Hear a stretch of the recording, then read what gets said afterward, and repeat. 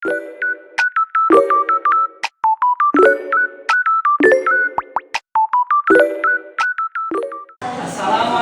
warahmatullahi wabarakatuh.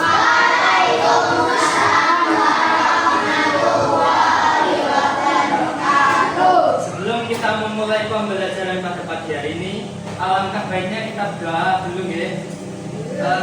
Dipimpin ketua kelas.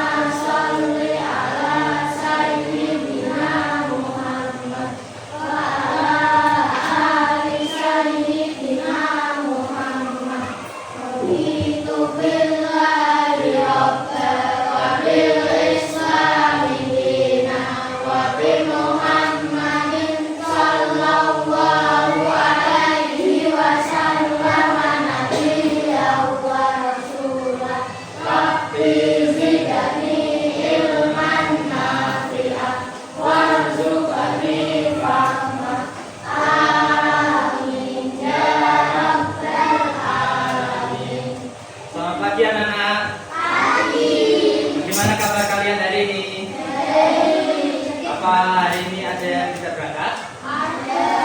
Siapa? Berapa orang? 3. Kenapa? Tahu. Tiga-tiganya kan? Oh ya. Kalau misalnya mereka bertiga ada yang sakit, kita doakan agar Bapak Guru agar cepat ikut pembelajaran kita selanjutnya.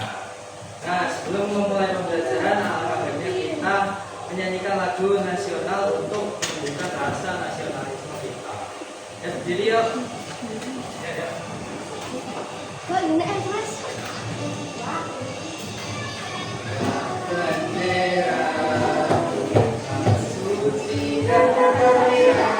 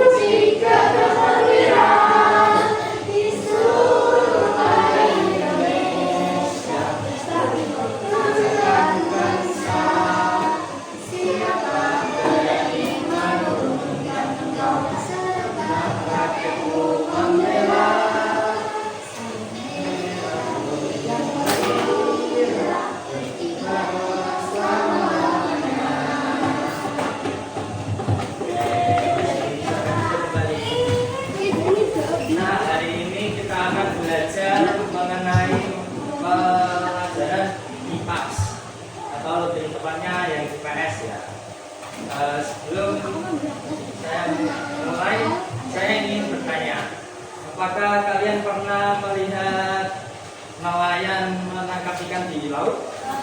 Ya.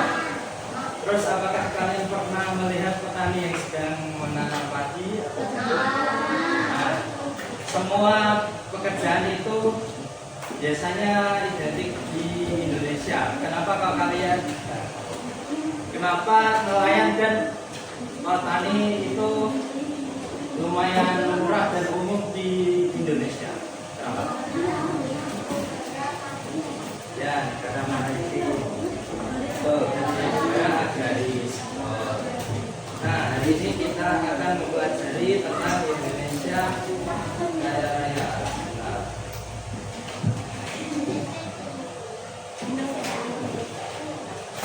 Indonesia itu kaya raya. Raya. Raya apa Pak? Pas dulu.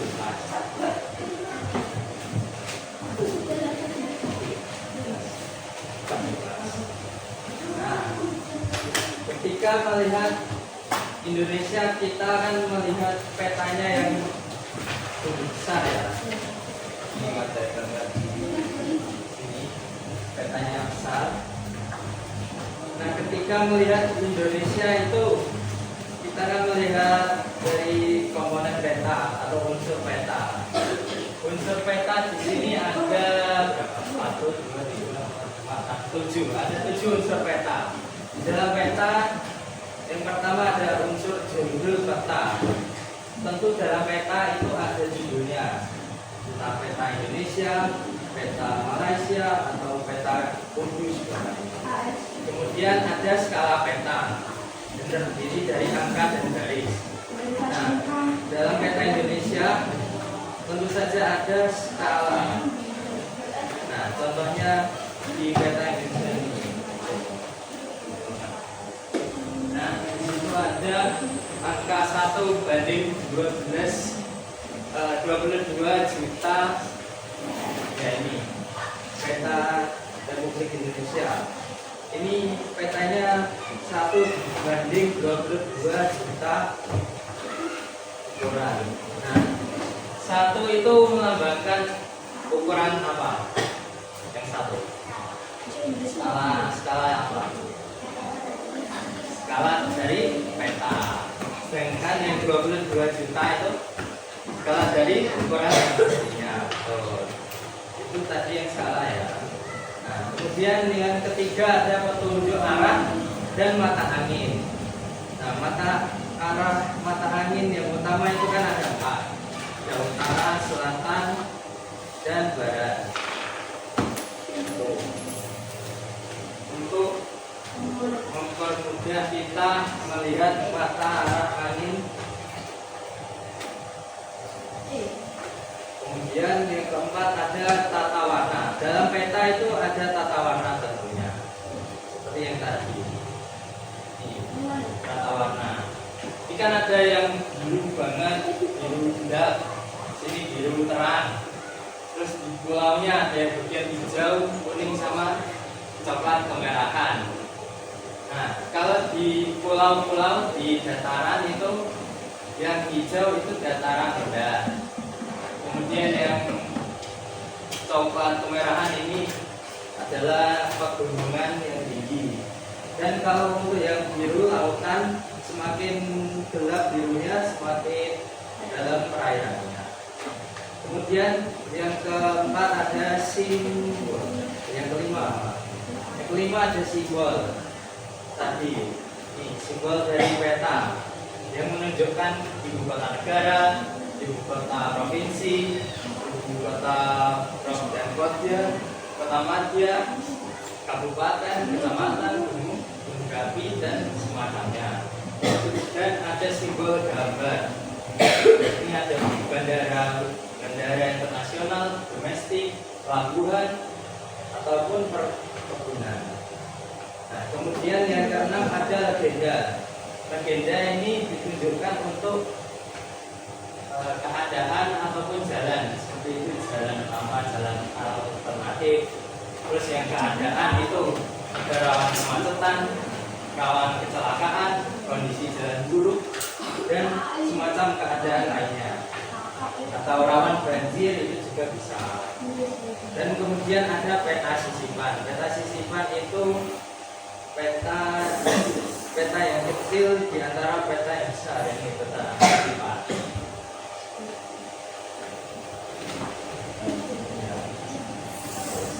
selanjutnya ada geografis Indonesia. Geografis Indonesia. Indonesia terkenal akan julukan apa aja yang kalian tahu? Negara maritim, agraris, negara tropis, khatulistiwa, dan banyak macam sebutannya ya. Nah, ada yang tahu negara maritim itu negara yang seperti apa? Ya, negara maritim adalah negara yang sebagian besar wilayahnya berupa perairan atau memiliki kawasan laut yang luas. Kemudian kalau negara agraris,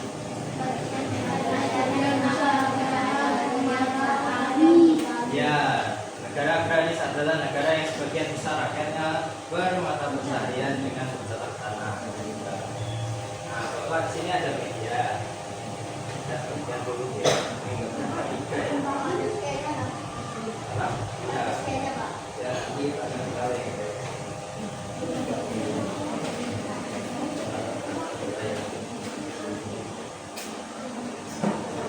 Ya. Ini dua dulu ya. Satu orang satu. Satu orang satu. Ya, beda-beda ya, sama orang dulu ya.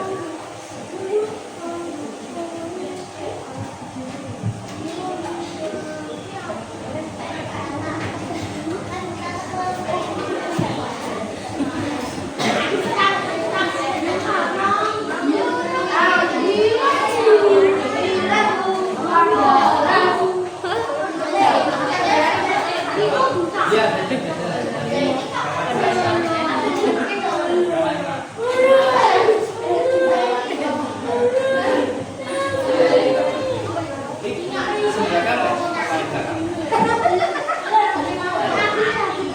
nah, sekarang coba dibaca sebentar.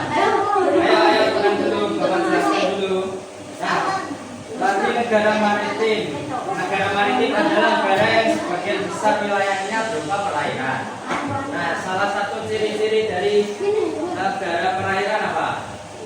Siapa yang dapat satu ciri-ciri dari negara maritim? Ya,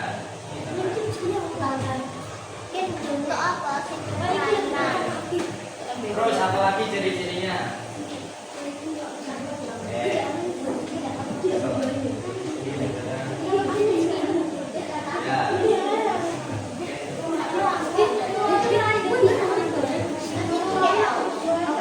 Nah, sekarang ciri-ciri dari negara agraris. Negara agraris kan sebagian besar rakyatnya bermata pencaharian bertani ya kan.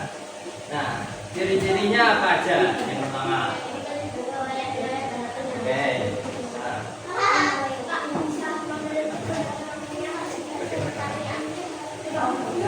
Terus apa lagi?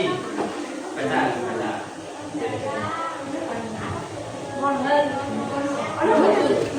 Ya.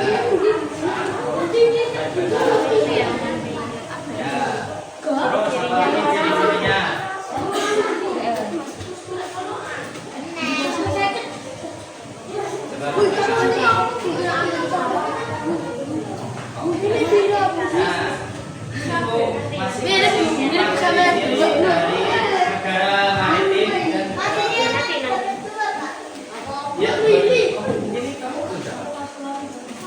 Oh ya, enggak ya, ini bagi sama.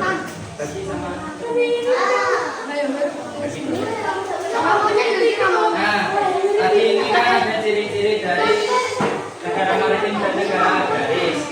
Nah, sumber daya alam yang didapat dari negara maritim apa aja yang kalian tahu?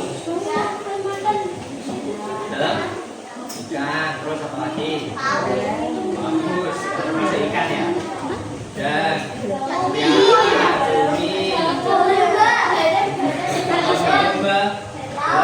ya garam. Nah, kalau untuk agraris sumber daya alamnya padi, tanaman, jagung, ya. Nah, ngomong soal negara maritim, ya sawit juga. Nah, ngomong-ngomong soal negara maritim, apa kalian ada yang tahu negara yang tidak maritim di Asia Tenggara. Australia. Australia kan dari Asia Tenggara. Malaysia. Pinggirnya ke laut. Nah, betul. Bintang Laos. Laos berada di tengah-tengah.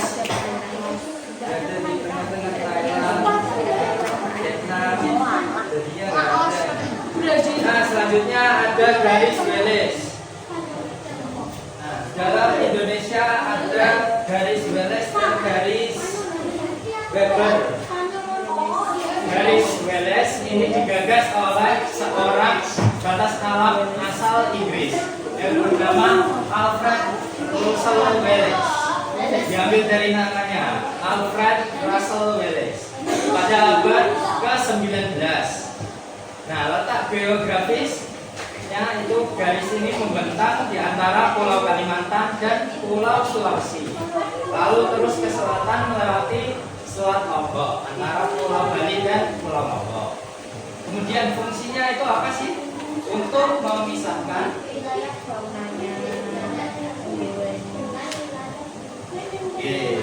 untuk membatasi wilayah Asiatis dan peralihan. Kemudian ada garis Weber. Garis ini digagas oleh seorang ilmuwan asal Jerman dan Belanda bernama Max Carl Wilhelm Weber. Nah, dari namanya Weber diambil saat memimpin ekspedisi juga di perairan Indonesia. Untuk letak geografisnya, garis ini membentang di sebelah timur Sulawesi, ya, bagian Papua, Maluku, dan sekitarnya. Kemudian fungsinya itu apa? Fungsi dari garis Weber. Ayo cepat baca.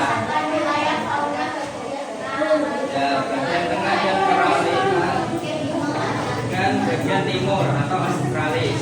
Nah, ini garis Weber dan garis Wallace. Ini bagian Weber dan yang sebelah barat itu bagian Wallace. Dan ternyata Kalimantan itu termasuk di fauna Indonesia Barat. Walaupun kalau kita melihat dari zona waktunya kan Kalimantan kan termasuk kita kan, ya kan di tengah. Nah, kalau untuk faunanya malah Kalimantan itu berada di fauna barat atau Asiatis. Nah, selanjutnya kita akan sama-sama mencari tahu fauna dari Indonesia Barat, Asiatis, Indonesia Tengah, dan Indonesia Australis. Ayo, kita akan mulai dari kelompok mana ya?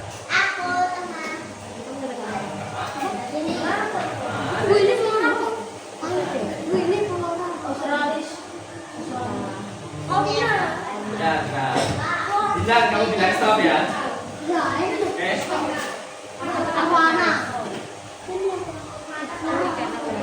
Oh gitu.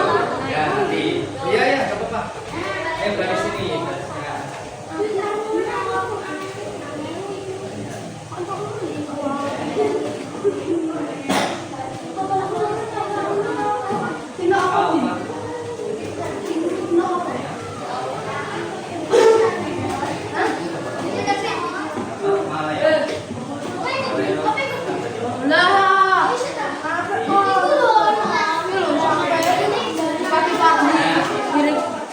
Kata Akila nanti saya disuruh merem ya.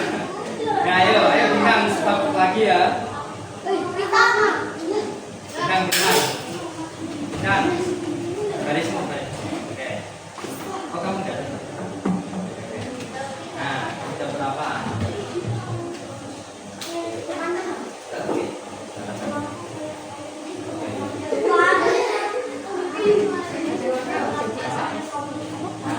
Itu bagian Asiatis, peralihan atau Australia.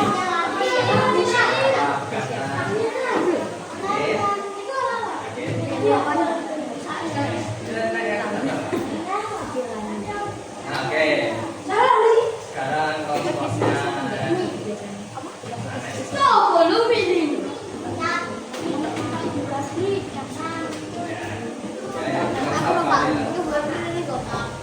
kelompoknya Fares, saya kelompoknya Fares. Sampai sini.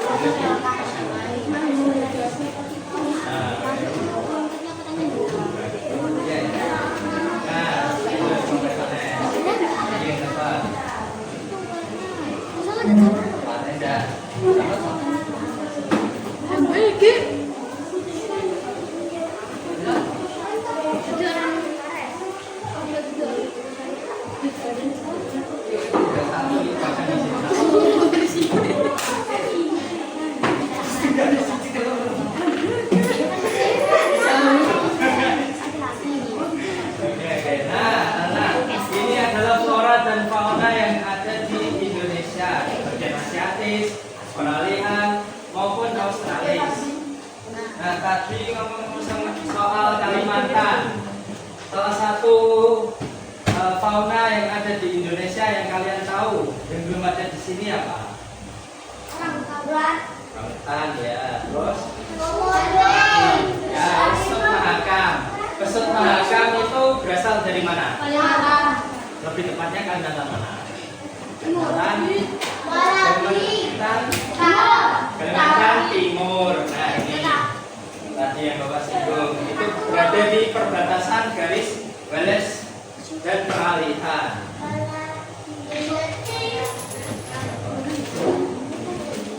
Nah, selanjutnya ada pengertian keanekaragaman hayati. Keanekaragaman hayati adalah berbagai jenis makhluk hidup yang ada di suatu tempat, termasuk tumbuhan, hewan, dan mikroorganisme. Ya, gajah burung, ada juga. Yes, sekarang coba. Gajah. Apabila sifat dalam satu jenis makhluk hidup, warna bunga atau warna biru. Nah, itu adalah keanekaragaman genetik. Selain dari warna, itu juga termasuk dari tinggi ataupun dari spesiesnya. Selanjutnya ada keanekaragaman jenis. Beragam jenis makhluk hidup yang berbeda seperti berbagai hewan dan tumbuhan di Indonesia. Nah, selanjutnya ada keanekaragaman ekosistem. Itu contohnya seperti perbedaan lingkungan tempat hidup makhluk hidup seperti hutan, laut, sungai ataupun sawah. Nah, dalam menjaga keanekaragaman hayati, kita memerlukan untuk kesadaran diri untuk melestarikan lingkungan kita, menjaga lingkungan kita dengan tidak memburu binatang langka, menanam pohon dan tanaman, tidak merusak lingkungan, maupun menjaga kebersihan alam.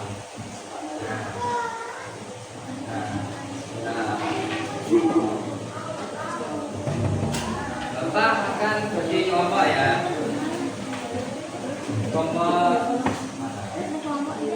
Kelompoknya Panes ini kelompok, terus kelompoknya Mikaela biru, kelompoknya dulu ini kuning, kelompoknya Bintang merah, sama kelompoknya Panes hijau. Oke. Nah, ini kan penanya ya. Nah, sebelum kita memulai perkelompokan ini, kita senam jari dulu yuk. Senam tangan. Senam apa? Senam jantung. Enggak, sambil terbuka.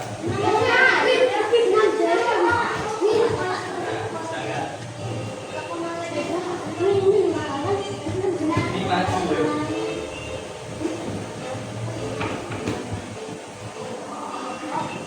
Kalau bareng kafe.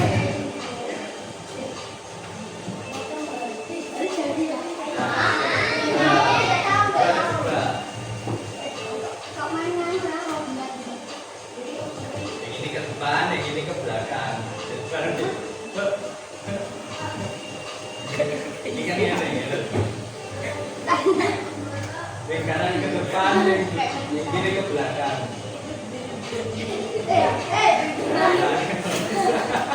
Kita bingung.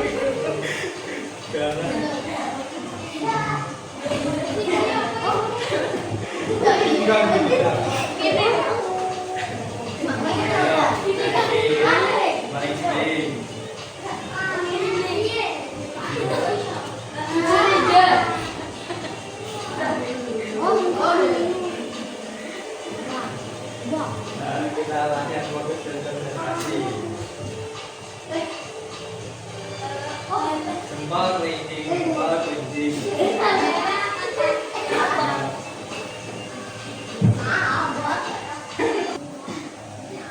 Ya, Ajari. Apa nanti kamu ingat? Itu buat nanti ini ada apa? Itu stiker ya? Stiker ada apa? Saya sekarang.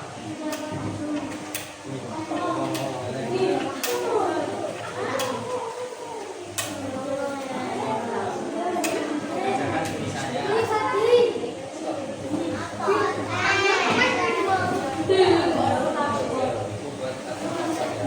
ini yang suka yang ketiga nanti apa?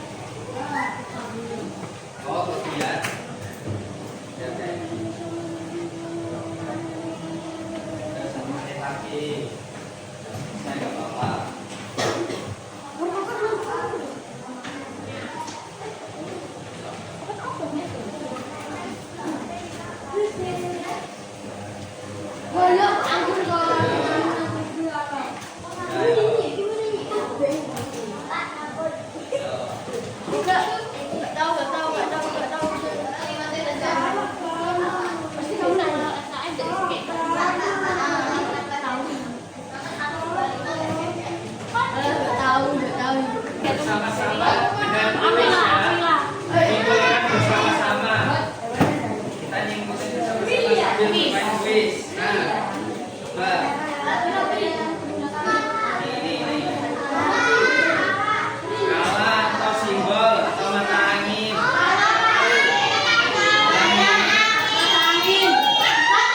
Oke, 10 poin.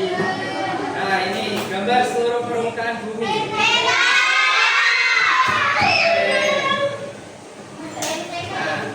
Indonesia disebut negara maritim karena laut yang luas apa banyak sungai. Oke. Let's go kegiatan pada gambar ini. Masih agraris. Oke. Terus pekerjaan yang banyak dilakukan masyarakat di wilayah Pampat. -5. Hewan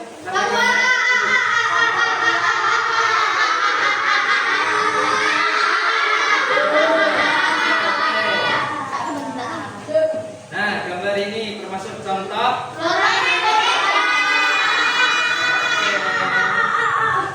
Terus, hutan tropis Indonesia. Contoh.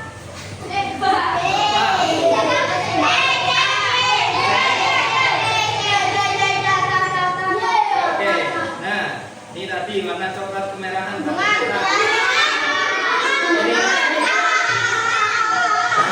Terus, akibat perjalanan hutan